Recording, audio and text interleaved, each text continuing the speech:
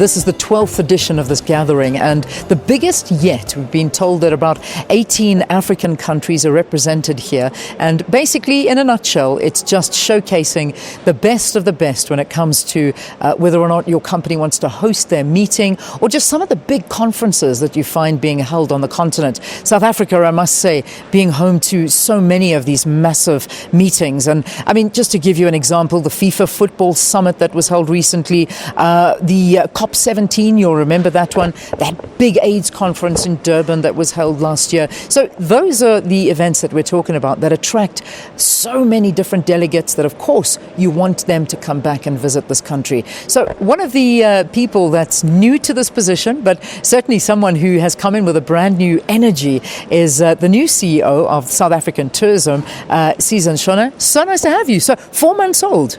Good morning. Yeah, 4 months and counting. Yeah. Well, I mean, I suppose you couldn't do it the usual baby years. It wasn't that you had to crawl first, then walk. You've had to start running. 4 months old or not? Literally sprinting, but it's such an honor to be in this space. It's a lot of excitement around it. The opportunities are absolutely endless, and we really want to bring South Africa to the world in terms of our capabilities and all the loveliness that we have to offer for them.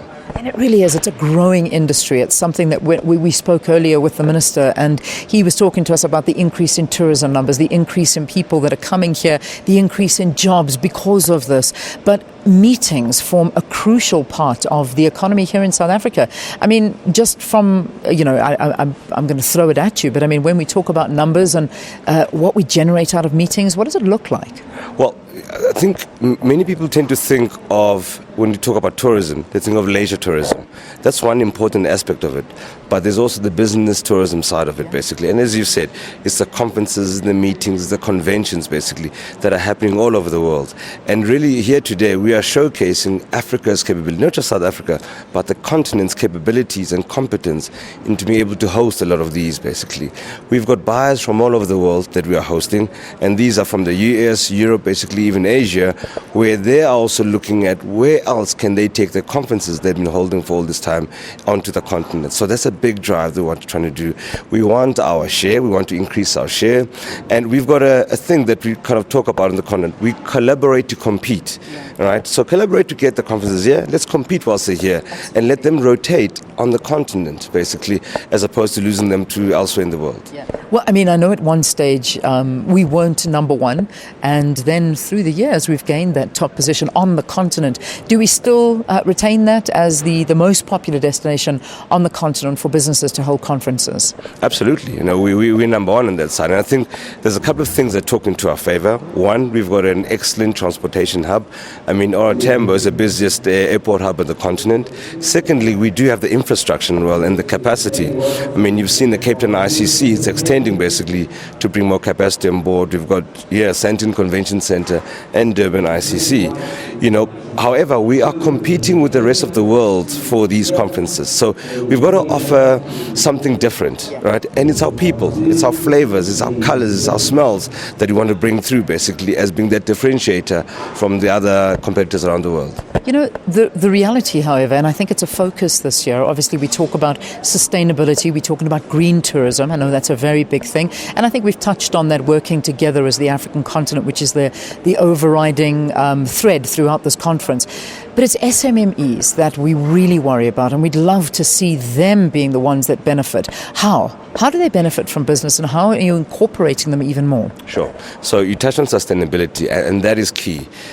What we've seen basically is a trend towards tourists, business, leisure, looking for leaving a positive impact wherever they actually are going to. I mean, they would ask questions like, does the hotel I stayed use detergents to wash my towels and stuff like that? So you sort of see a lot of that. And what we're doing is we're weaving all of that basically into how we do business, right? To make sure that we leave a positive footprint basically on the environment as we move forward. SMEs are crucial. I mean, you've heard over and over again around SMEs being the bedrock of any economy. It's no different within tourism. Tourism is such a huge multiplier because, we touch on so many sectors. In fact, I've got a running bet with a lot of people that says, show me a sector and I'll show you how tourism contributes to it, basically. What's important is to also start to open up the value chain. of tourism in itself. So these are great, the business events are great, but what's behind it? What are the different industries that contribute towards the carpets, towards the lights, and all the kind of space, basically. And that's how we're trying to bring in more SMEs into the space. That crucial inclusive growth that you kind of hear been spoken about over and over again, we really want to live those principles. Just finally, and very quickly, I'm probably asking one of the most important questions at the end when I should have asked it in the front because we don't have too much time. But we talk about, in recent days, we've seen South Africa going through a lot of turmoil, whether it be on the political front. We look at what's happening in Parliament, and the world is watching. The world watches these visuals.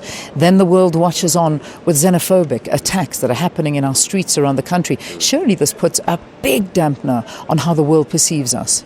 Absolutely. I mean, we do live in a global environment where information spreads within seconds. We've also seen, as a result of what has been happening, a more considered approach from our government, with the ministers coming out publicly speaking against xenophobia. We as SA Tourism are very clear and concise based on that aspect. It doesn't help anyone.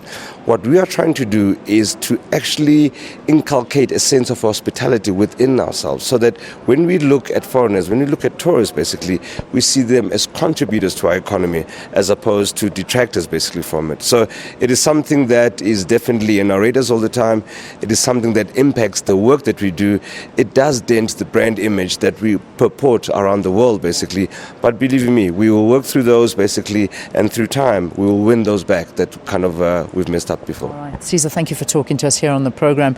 Sisa Ntshona is, of course, the new CEO of SA Tourism. I say new because he's been in the position since October, so it's 4 months in, and already doing this huge conference that, of course, is getting everybody from the continent and hopefully from the world coming to look at those wonderful destinations that we have here. All right.